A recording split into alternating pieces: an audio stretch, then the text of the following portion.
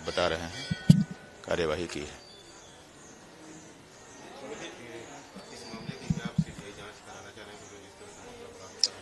ऐसा है कि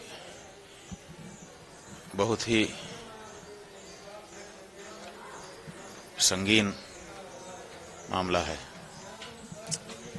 दोनों ही दृष्टि से। अगर शंकराचार्य ने ऐसा किया है तो भी बहुत संगीन है, और अगर शंकराचार्य ने नहीं किया है और उनके ऊपर बनावटी डाल दिया गया तो भी संगीन है। तो संगीन तो है ही है, इसलिए इसकी सामान्य जांच नहीं हो सकती है, बहुत निष्पक्ष और बहुत विशेष जांच होनी चाहिए। तो लोगों ने यही कहा है कि जो उत्तर प्रदेश की पुलिस है वो तो अपने मुखिया के निर्देश पर ही चलती है, इसलिए इससे जांच की संभावना कम है। लोगों ने ये कहा है कि या तो सुप्रीम कोर्ट का कोई सिटिंग जज या गैर भाजपा शासित राज्यों की पुलिस मिलकर के कोई कमेटी बनाए और बारीकी से विषय की जांच करे।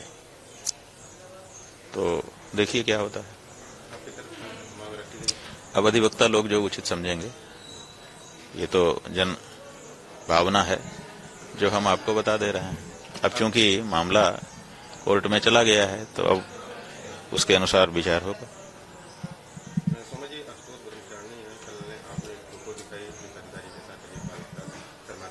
उनका ये कहना है कि एआई फोटो बनाई गई है, इसका काम किया गया है।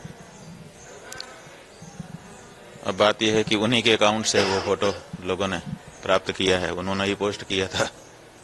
तो जब उन्होंने खुद ही पोस्ट किया है, एआई बना के करते हैं, तो भाई अब वो जाने। एक कलहारी बाबा है, 30 लाख रुपए दे रहे हैं अगर उनकी कोई नाक काट के ले आ रहा है। बात यह है कि सनातन धर्म की नाक काटने के लिए ही उन्होंने ये किया है। ऐसे में लोगों को लगता है कि जो सनातन धर्म को, उसकी प्रतिष्ठा को आघात पहुंचाता है, उसके विरुद्ध आक्रोश ही तो है जो कलहारी बाबा जैसे महात्माओं के मुख से ऐसी बात निकलवाता है। कोई भी महात्मा हिंसा की ओर जाए ये उचित तो नहीं है।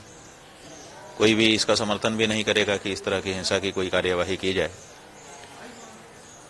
लेकिन जब मन में आक्रोश रहता है तो आक्रोश इस तरह के शब्दों से निकलता है, ऐसा हम लोग मान रहे हैं। भाजपा की तरफ से डिप्टी सीएम ब्रजेश पाठक ने बच्चों के साथ पूजा की, सम्मान किया उनका। उन्होंने कहा है कि पाप लग गया, लेकिन अभी तक कोई कार्रवाई नहीं हुई। लगातार लोग कार्रवाई की मांग कर रहे हैं। अब देखिए अब सब कुछ तो जनता के सामने है, हर परिस्थिति जनता के सामने है। जांच आरंभ हो चुकी है। हम लोगों ने जो कुछ कहना था आप लोगों के पूछने पर बार बार कह दिया है। अब जांच आरंभ हो चुकी है, जैसी भी हो रही है, शुरू हो गई है।